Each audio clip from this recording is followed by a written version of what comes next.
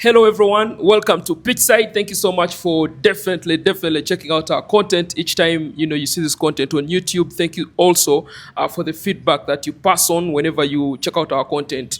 If you're out there and you're watching Pitchside for the very first time, I usually take a second to request you to hit the subscription button. Please subscribe. Pitchside with Tabo Peter on YouTube, and you'll definitely be getting all the big stories coming your way on the channel. So welcome aboard. Welcome yet again to another edition of Pitchside. We are in an office that is home to us, really. That's for sure, Proline FC. And we are joined by a senior colleague in the sports industry, football industry. My mentor, I have to be very honest with you, Director Mr. Mujib Kasule on this particular edition. And Director, hello and welcome to Pitchside. It's definitely been a minute.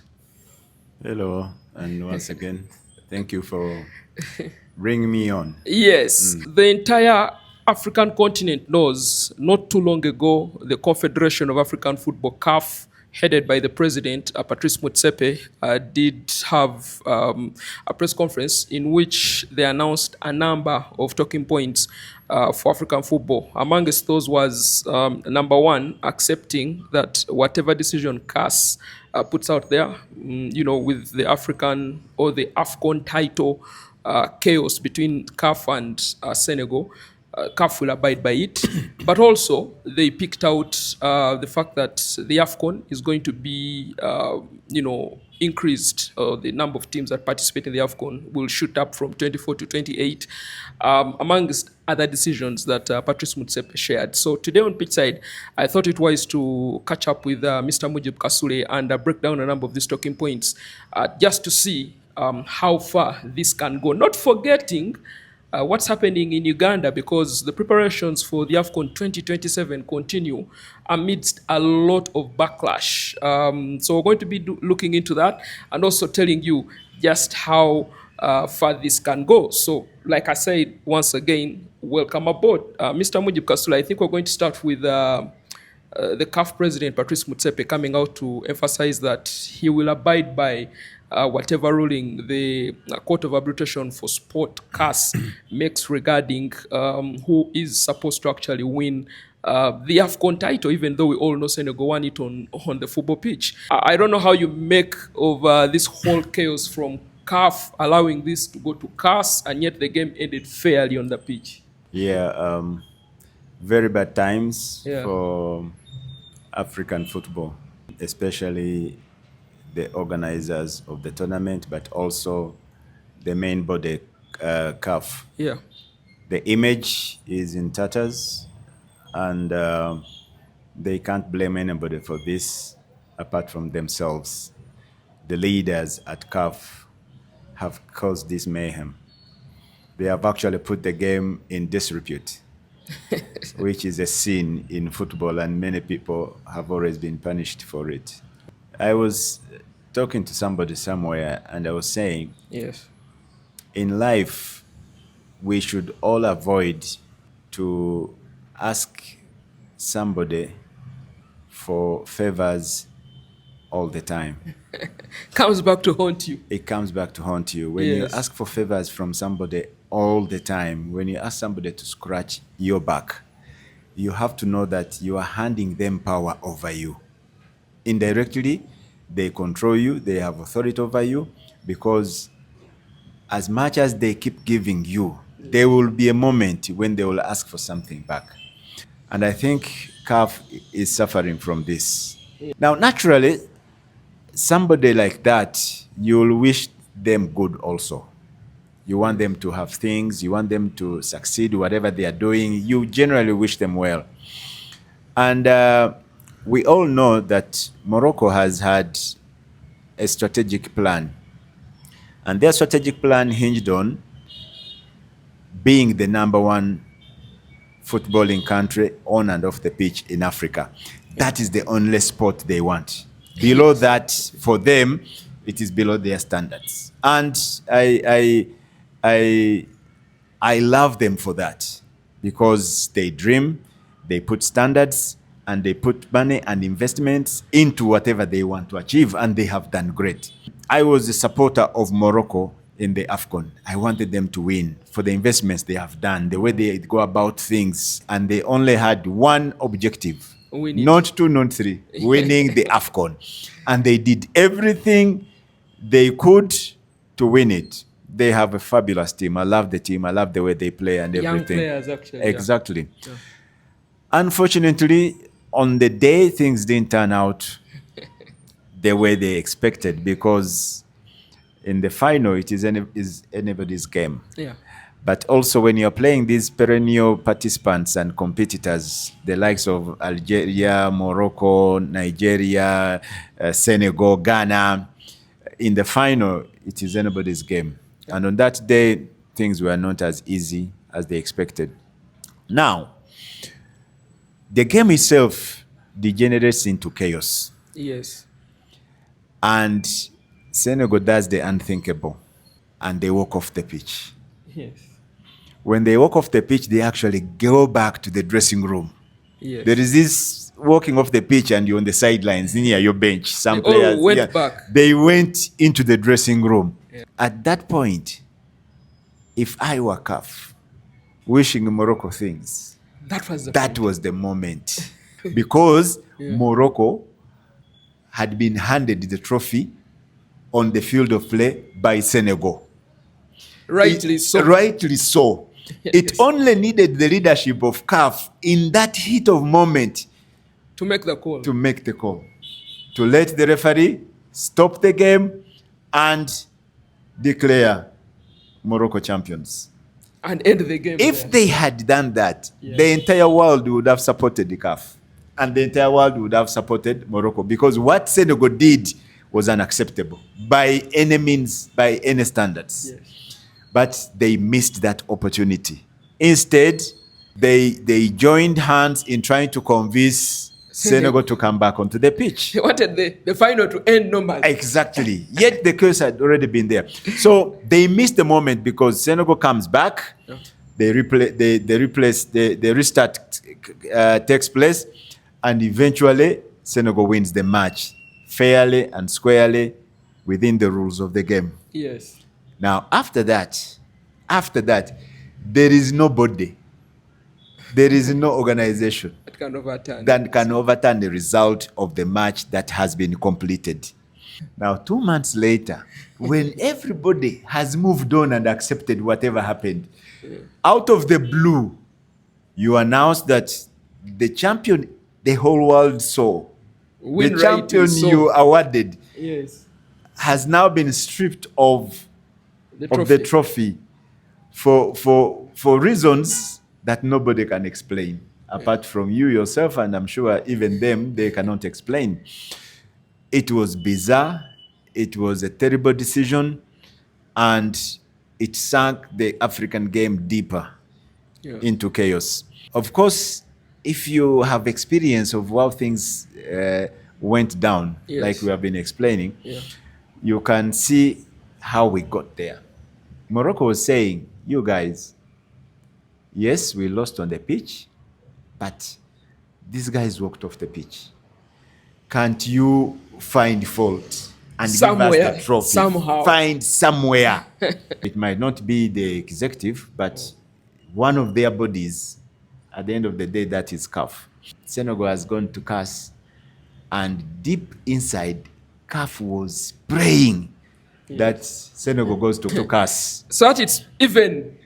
Such that they know what will happen in CAS. They know Senegal will eventually be crowned champion. Exactly. And now they can tell the boss, we did our part, but we have no control over CAS. For us, we gave you the trophy, but CAS, we can't overrule them. We have no control over CAS, but for us, we are a partner. Please continue being our friend. For us, we did the needful. The CAS decision is beyond us. And this is what CAF now is praying for. So it is a mess. We are not going to turn back the hands of time. But I think more lessons, but for CAF. The football game has given the authority of the game to the referee. And if you tamper with that, And then you share that authority with boardrooms, with presidents, with secretaries.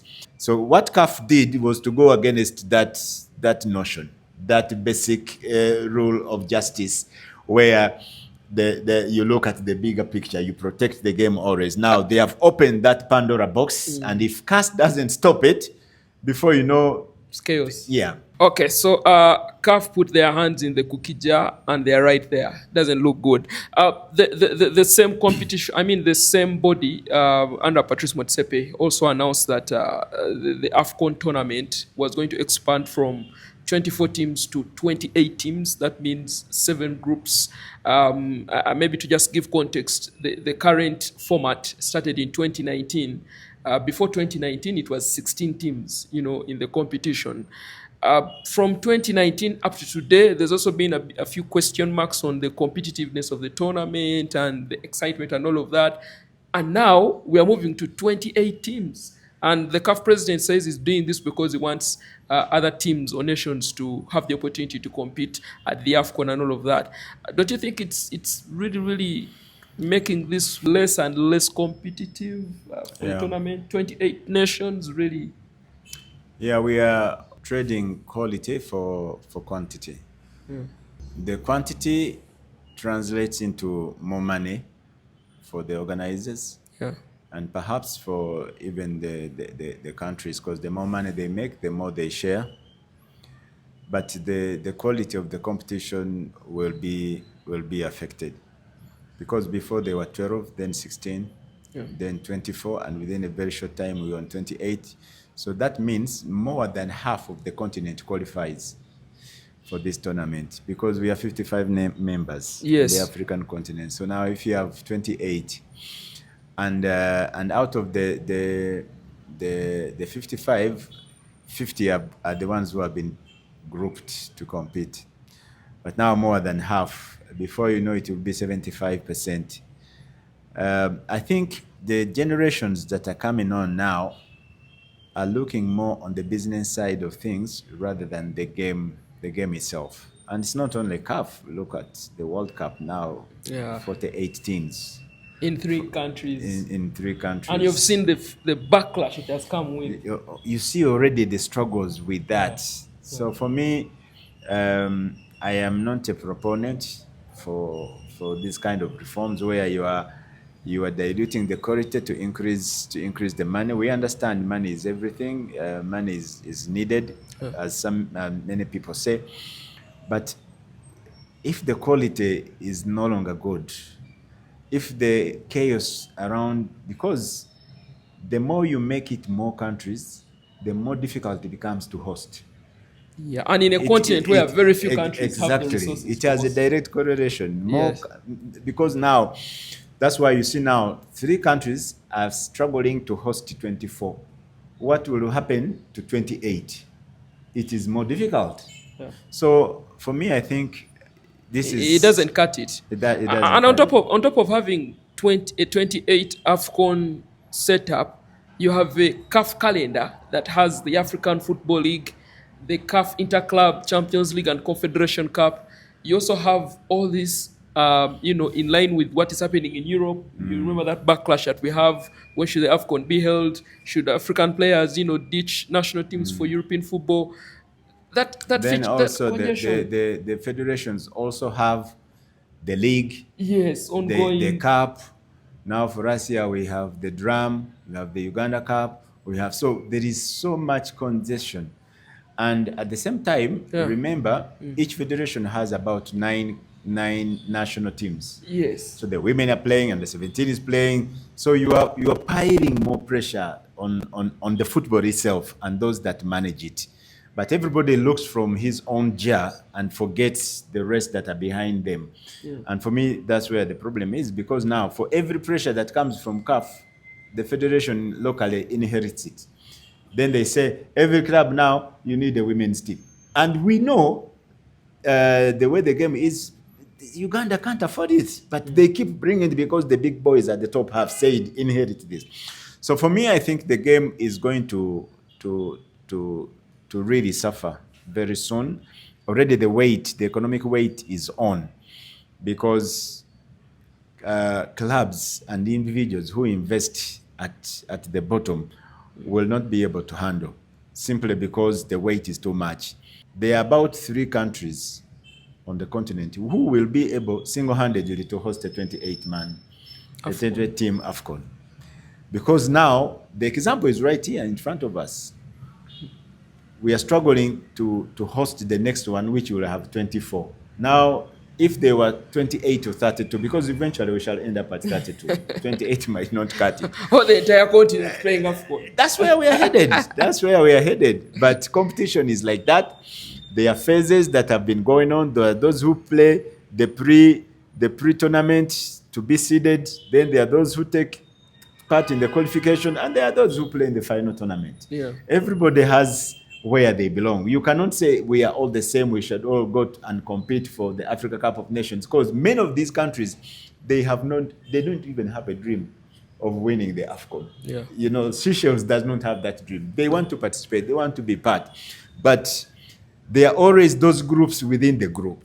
But unfortunately, this issue of inclusivity, trying to please everybody and make everybody to be the same, I think at the end of the day, it will take away a lot from the game. The one thing that CAF President Patrice Motsepe has emphasized each time he's in front of the media is just how much he has changed clubs financially.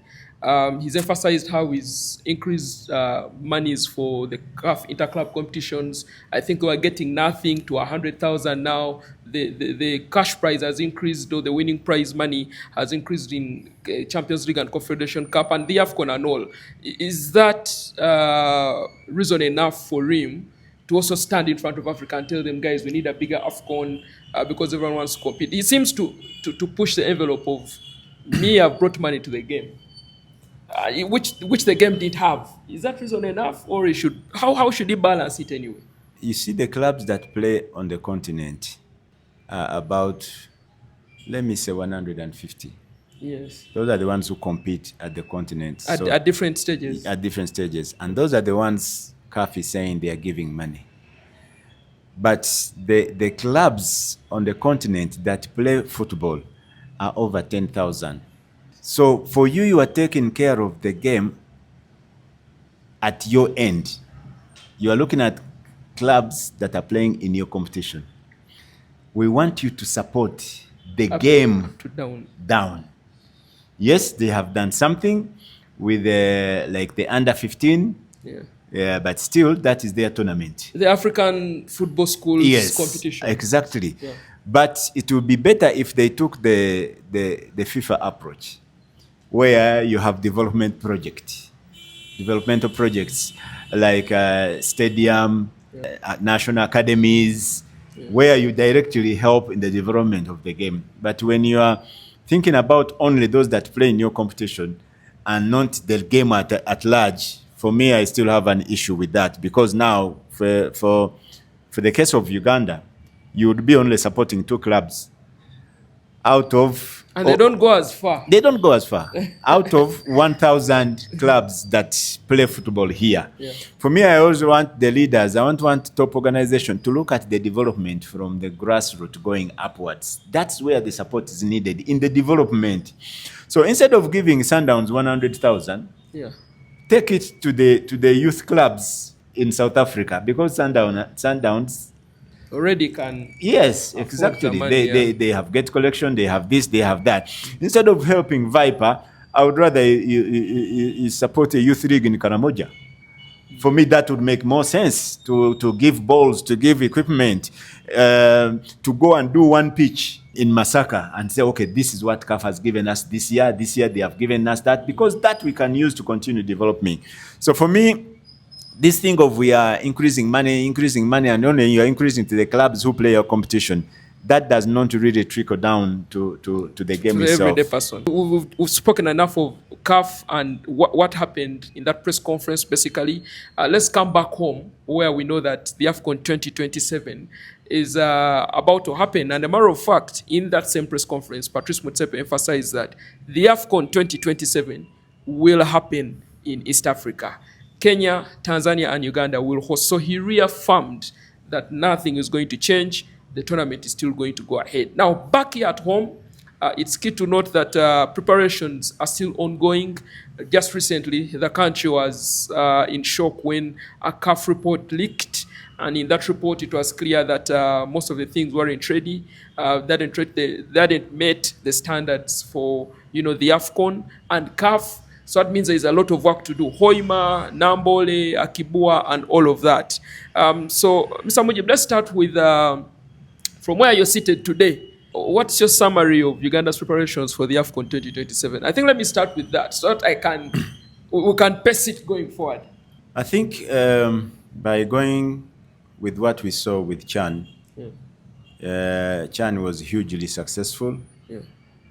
And the readiness seemed to be something that was ahead of us and very achievable for AFCON. We saw so many things, and Chan, for me, was a learning process for people who are involved. I think as a country, we've tried our best to make sure that we achieve this. My worry was and always was, by saying AFCON, we over-concentrated on one item, the stadiums. Yet, there are so many other things that are involved. But the normal person, people think to host AFCON, all you need is the stadium. And the nature of the stadium, people don't even know. So I think Uganda as a country was doing well until recently, because they paid the seed money, which is about 30 million US dollars. That's a big and huge commitment. They commissioned 3 stadiums.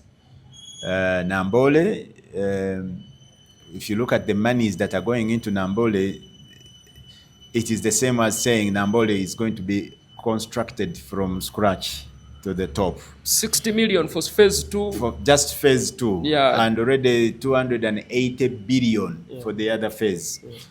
So that is a huge investment, and government has committed. Of course, government committed money for Hoima.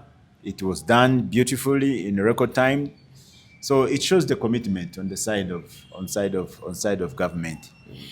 The worry is that how about the other issues, the other things you need to have in place, and maybe we didn't give them a lot of emphasis. Things like hotels, things like hospitals, the roads to and around the stadium, the transportation, all those are huge issues. But we don't seem to have put a lot of emphasis on those. Because with the stadiums, we will be ready. Even when they have queried some of the things in Hoima, those will be fixed. Very easy to fix. My worry is the hotels in Hoima. Do we have them at the moment? There isn't. Look at the infrastructure around the stadium itself, and going deep, the hospital, that one can be upgraded. At least they can do a wing in a short time. The airport, people say the airport is there, but there are also other issues with the airport. It should be certified to ferry in and out people. A certain number. Yeah, and there is a process for that. You make an application to the international, for it to be commissioned properly. So that is also a process. Is it easier? It can be done, but we are losing time every week that goes by. When you look at the hospital, people say there is a hospital in Hoima, but when it comes to hospitals and hotels, if I can paint a picture for people who are watching. Yes. When CAF is deciding the hotel, they look at their best player. And at this time is Ashraf Hakimi. Yes. PSG, Morocco, World Player of the Year. So the conditions for Hakimi, while he's at PSG or in the Moroccan national team, are the same conditions they expect him to be here. He doesn't want to go lower. Yes, he doesn't have to go lower. So the 5-star hotel must be one that Morocco national team is happy to sleep in. Not one where I would say, Enejakola. No. So it is a 5-star hotel. That is the standard. And a 5-star hotel comes with amenities, a certain type of gym, not just any gym, restaurant, conference rooms, so many things that have to be there. So you must have that. If Hakimi cannot sleep in there, CAF will not accept. Hakimi is the... I'm giving the standard. They pick their best player because now he's the reigning African Player of the Year. Yes, he's the Champions League winner. He's there in terms of value now. You look at him, but there are many Mohamed Salahs. Look at the Nigerian squad. Look at the Moroccan squad. Look at the Ghanaian squad. Samenyo from Man City. So they want a hotel where those players can comfortably say, we are accommodated, we are safe, we can concentrate on the game. When it comes to a hospital, they imagine that Hakimi has gotten a problem on the pitch, God forbid, and he needs immediate operation or surgery. There is no time to evacuate him to either Mulago or to Nairobi or wherever it is. It must be done there. So Hoima must have a hospital that can do the most complicated surgery on site immediately. And personnel. Exactly. So the theater that has such a hospital that has a theater with such an equipment and readiness and personnel, it is extremely high standard. So you must have that as well, because it can happen. We have seen players that faint on the pitch and immediately they have to be opened and work on their heart, or the brain hemorrhage and something. So these things happen in football. So they prepare for the worst case scenario. So Hoima must be prepared in that sense. When you look at that and you look at the requirements, right now you say Hoima is not ready. The stadium is there, but all the other things are not there. And to make things worse, to make matters worse, we are now racing against time because we barely have a year now. Because they will not wait until April next year to make a decision. No. You are looking at January this year for most of these things. Actually, December at worst. Exactly. Now, the thing that scares me is that we are not only looking for one hotel in Hoima. CAF standard is 5 hotels, 5-star hotels. Okay, they could go down to 3 or even 2 if they are very big, but I don't see any movement in terms of delivering the hotels. Maybe the local organizing committee and the government, they are working behind the curtains, but every day that goes by is a lot of time that we are losing. And come to think about it, when I was at the AFCON, I'm trying to place 1 + 1 together. Most of these big teams were placed in different cities. And that was because I think of the commotion that they would cause. Because imagine Rabat having Senegal, Egypt, having South Africa. You know, when those players arrived, Senegal arrived for the final in Rabat. Just from the train station to their hotel was absolute chaos. Yes. So you imagine a situation where Senegal is training from Chambogo, Morocco is training from Nambole. We who are in Uganda now, we know the distance there. We know the accessing all of that. It would be absolute chaos. So your context. There's a lot that goes into it. When they say different hotels, for instance, you can never put Morocco and Algeria at the same hotel. No, however big it is. No, you can't. They cannot. You can't. They would rather not participate. Yes. Because they have their own rivalry. Now imagine putting Ghana and Nigeria on the same. They will also not accept it. So there are so many things that go into what CAF asks for, because they know. Also the like you said, the chaos, the management, the players, of all these things. Players. Yes, the level players. Do you know how many lead cars you would need if you have Egypt, Morocco, Nigeria, and Ghana, and all of them are in Hoima? ODR Congo. It will be chaos. So that's why they prefer to spread the things out to ease with the logistics. So there's a lot that goes into there.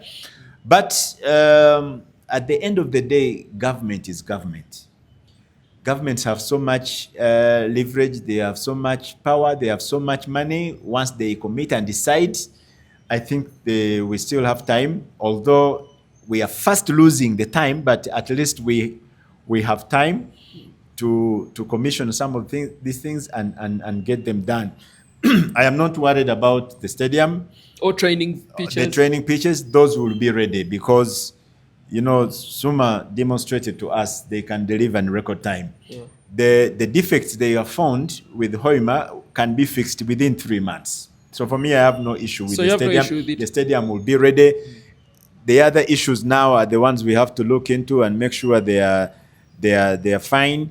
As we talk about the timelines and what has to be done and how ready Uganda is and all of this, Mr. Mujib, we have infights, in camps where you expect that maybe because of what is at hand, people have to work together. Now, just a few hours ago, the national team manager, not the Uganda Cranes, but national team, all national teams in Uganda, Patrick Intege, went on one of the TV stations and confirmed that, according to him, the federation was not consulted on the Hoima Stadium.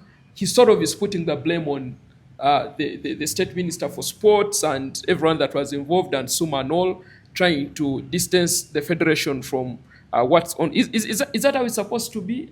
I mean, going publicly and calling out people that you work with together. What do you make of that situation? There's a lot of chaos. Yeah. But I think the chaos emanates from the fact that FUFA, as the federation in charge of the game in the country, and the Ministry of Education and Sports and the local organizing committee are not working together. Are not in sync. They are not in sync. Which is weird because we have 1 year. Which is weird. Yeah. My understanding is that FUFA, of course, the ministry and the local organizing committee are trying to sync, but it has become increasingly difficult because they found themselves not on the same page with the federation on so many issues, not only the infrastructure on the Hoima, but on everything. This one saying we do this one saying no. This one says let this one be in charge of this. This one said no, I must be in charge of that. So that has been going on, and the sooner they find a remedy for this, I think it will cause more chaos for the Pamoja, especially for us as Uganda, because these two groups are both pulling in the different direction. We, the people who are on the side of public, we don't know why all these things are happening, but clearly you can see. Yeah. The minister speaks, and then the federation speaks, and they are attacking each other. They are contradicting each other. This is not where the country wants to be now, especially when we are fighting against time, when we have a lot of work to do that needs everybody to be on the same page and pushing in the same direction. At the moment, the people or the groups or the institutions that are supposed to lead us as a country are not on the same page, with less than 8 months for us to fulfill the requirements left. And that also causes a lot of doubt, causes a lot of mistrust within the public. But let us put, again, trust in government, because it is Uganda, it is the government that is hosting. Yes. It is not FUFA that is bigger hosting. Than the federation. It is Uganda that is hosting. Yeah. It is Uganda that's spending all this money to host. So I think they should take a firm lead. They get all these groups together on the same page and have them work for the same cause with the same objective and facing the same direction. If we don't do that, we are going to have more problems going forward, which might lead to us even losing the right to host a tournament. So this next question is very, very interesting, and let me bring it this way. The Uganda Cranes played at the AFCON 2025. We also what happened, did not get out of the group, managed a point, I think, against the Taifa Stars, lost to Nigeria, lost to Tunisia. Today, we have about 1 year and a few months to Uganda hosting the AFCON. We are concentrating on stadiums, roads, Are we too early to concentrate on the national team? It looks like we want to wait for after all this is done to now think like, okay, now Cranes, what is the plan?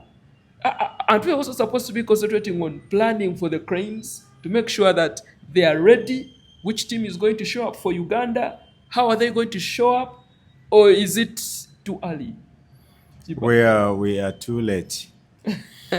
When you're going to play in a tournament, Yes. like AFCON itself, you have to prepare 2 years in advance.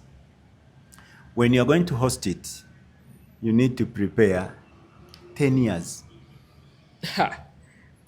We don't have the 8 now. Yeah, we don't have the 8. We don't even have the 2 years now. Yes. So it shows you that we are very, very late.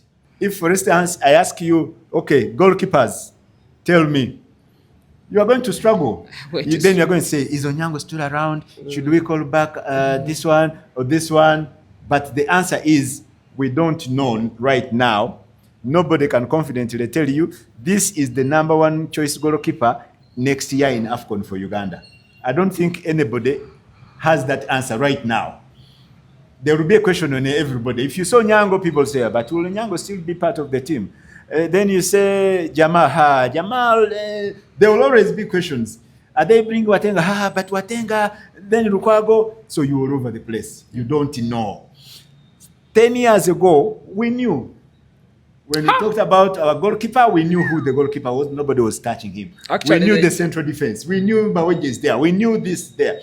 But those ones, remember, had been built by the other regime. Over time, about 10 years. They had been in the system and coming.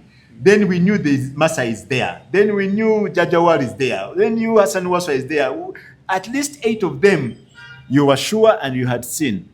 But right now, we don't know.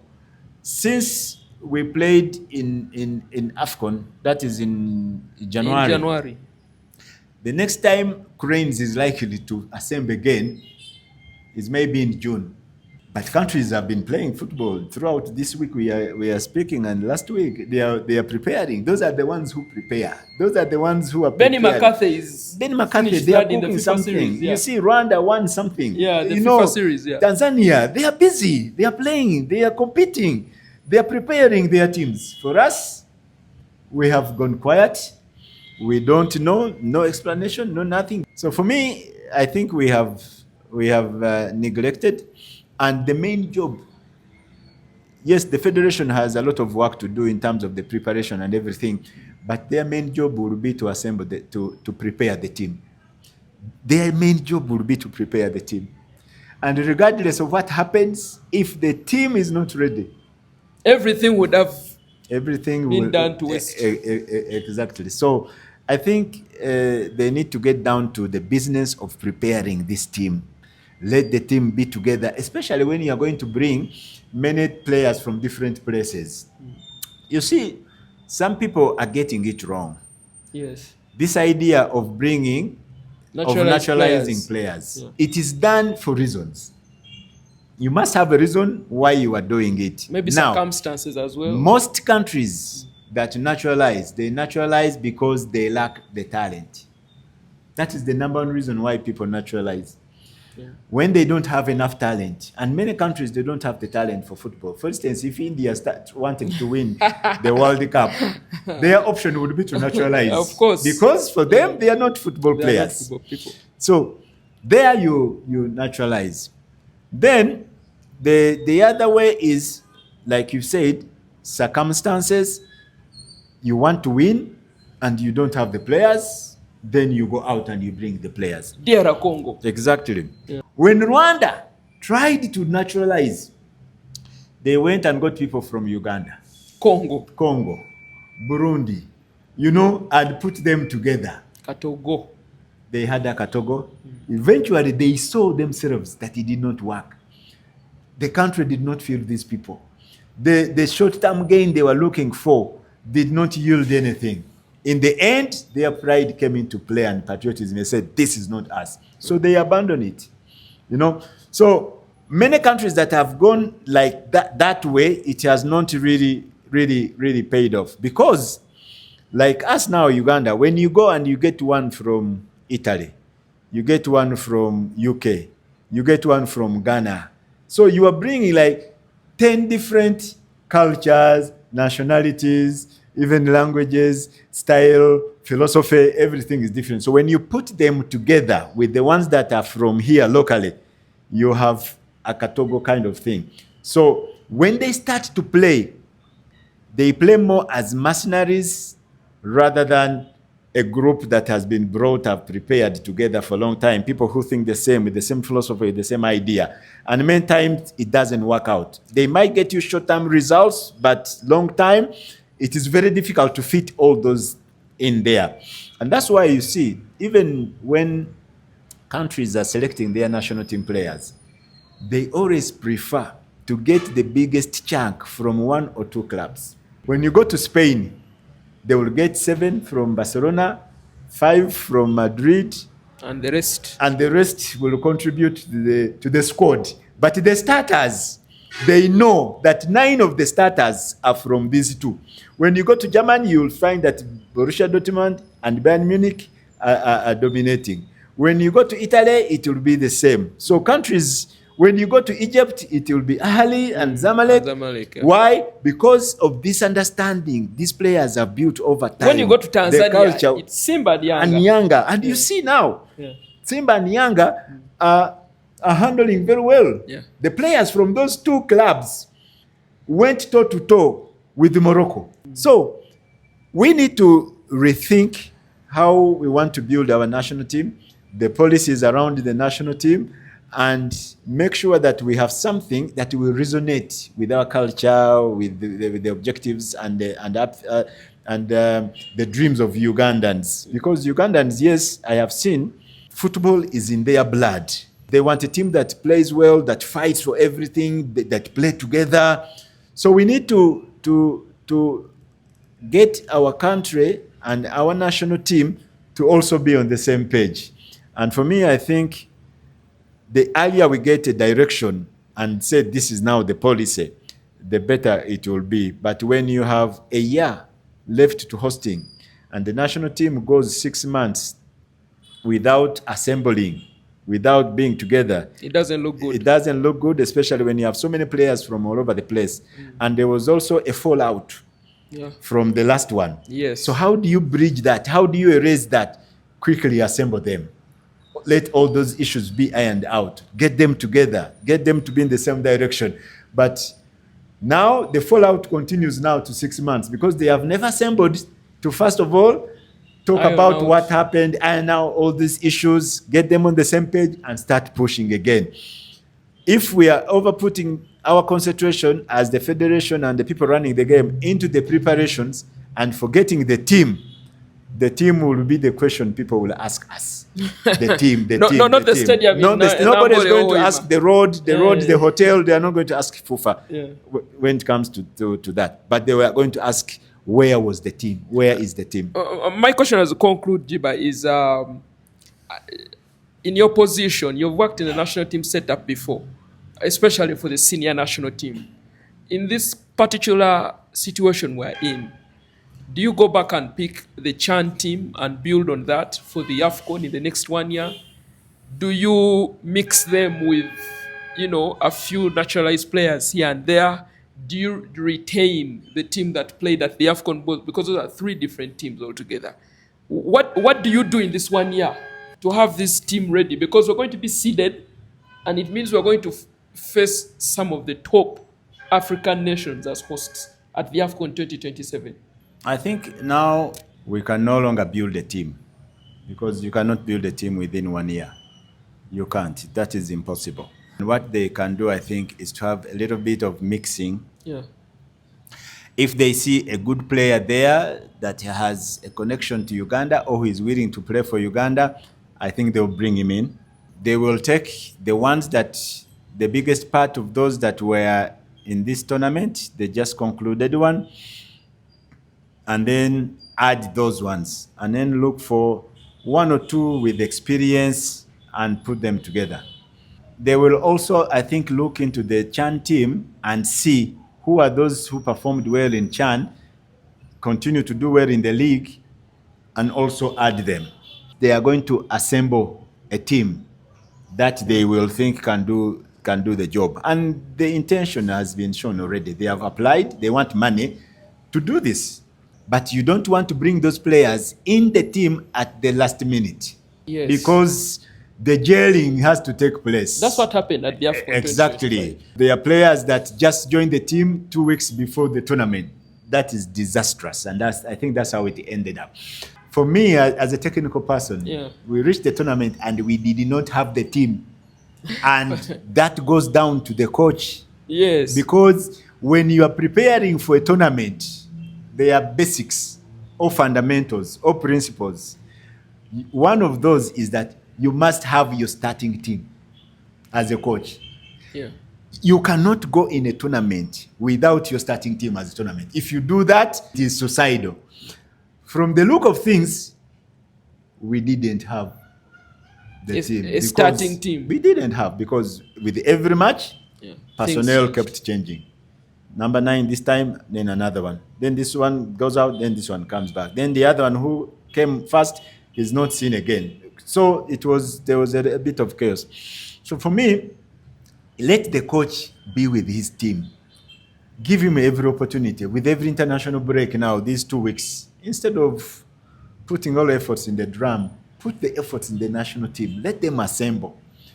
Even if they go and play friendly in Burundi, that is okay. Even if worst case scenario, they just do a camp here, but they are together and the coach is coaching them, that is still good enough. But for them not to assemble for 8 months, for 6 months, for 7 months, and you have a year to the tournament, there is a lot that they will miss. So for me, I urge FUFA to really now take a lot of time and concentrate on the team, because when you host, you are expected to do better. You are expected to reach a certain level. You are demanded, Even the fans demand. Exactly. Your fans. Exactly. They want you to go to the quarterfinals. So if you don't prepare long enough and deep and wide enough, the chances of the team doing well are diminished. Maybe there are things we don't know. Sometimes FUFA might be waiting for money and they have not been given the money to do all these things, because taking care of the national team, as you know, is expensive. It's a lot of work. So for us, we might be here saying, why can't we see the national team assembling, coming together? But the issues are many. If government has to release money for this, they should release money and let FUFA start preparing the national team. All right, thank you very much, Director.